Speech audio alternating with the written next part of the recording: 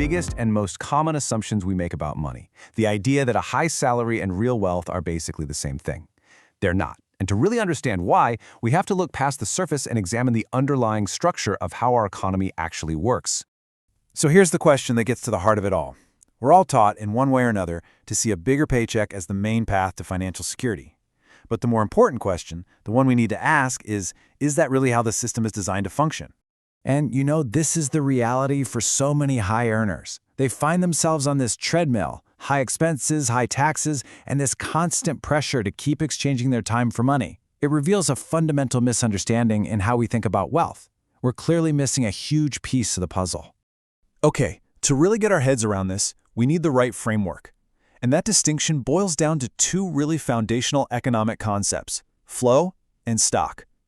Grasping this is the key to seeing the entire economic landscape in a completely new light. Think of your income like a river. It's a constant flow of resources, sure, but it depends completely on a source, your labor, your time. If you stop working, if that source gets turned off, the river runs dry. That's what makes it inherently temporary and tied to your ability to actively participate.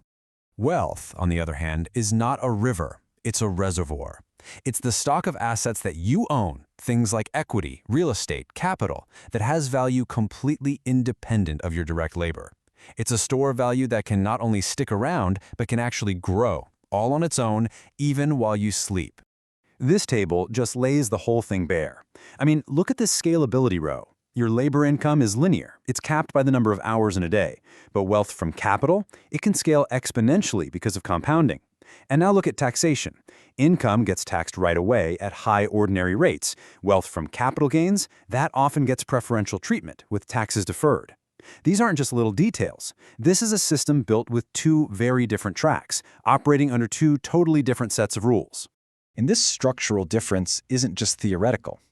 It's had massive, real-world consequences, creating a huge and growing divergence in economic outcomes, especially over the last few decades. Just look at this number for a second. 60%. That's the share of the entire nation's wealth held by just the top 10% of families. Meanwhile, the whole bottom half of the population, 50%, holds only 6%. This isn't just an income gap. This is a structural gap in ownership. And this leads us to a really significant long-term trend. For decades now, the slice of our total economic pie that goes to labor in the form of wages has been shrinking. At the exact same time, the slice going to the owners of capital has been getting bigger and bigger. This isn't a blip. It's a fundamental, systemic shift in how our economy distributes rewards. So where does all this concentrated wealth actually come from?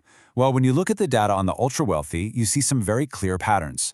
The key takeaway here isn't the complex charts themselves, but what they show. The main sources are not high salaries. The wealth comes from inherited assets, from founder equity, from finance, all forms of ownership, not traditional jobs. And this right here, this is the core engine driving that divergence.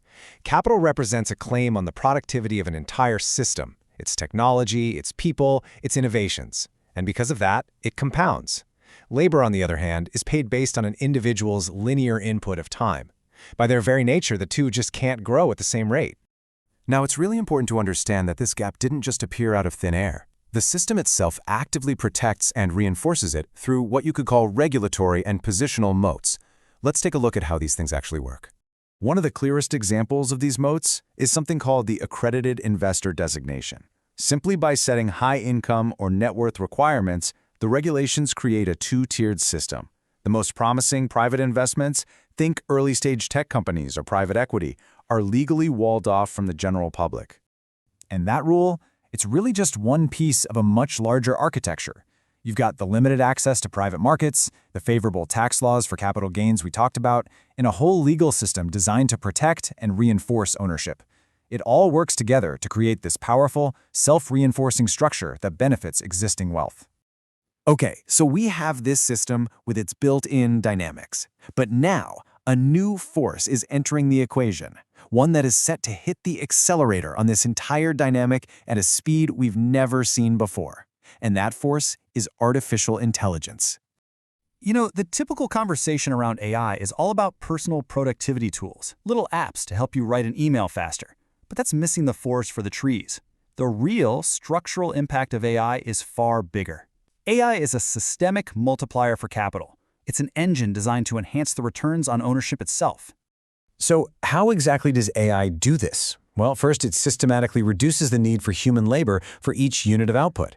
At the same time, it allows capital to scale operations to a degree that was never possible before. It also amplifies the decision-making advantages that owners already have. The net effect? A fundamental tilt in the system, one that structurally strengthens the returns to ownership far more than the returns to labor. All right, so let's pull all of this together. We've talked about the definitions of flow versus stock, the historical trends, the regulatory moats, and now this powerful AI accelerator. We can synthesize all of it into a clear, structural conclusion. This is what it all boils down to. True wealth is not about a bigger paycheck. It is positional advantage. It's the benefit you get simply because of where you're located within the economic structure, as an owner rather than just a participant.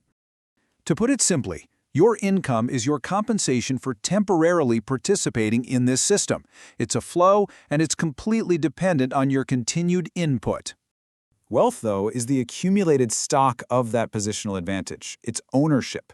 And that ownership grants you a durable claim on the entire system's output.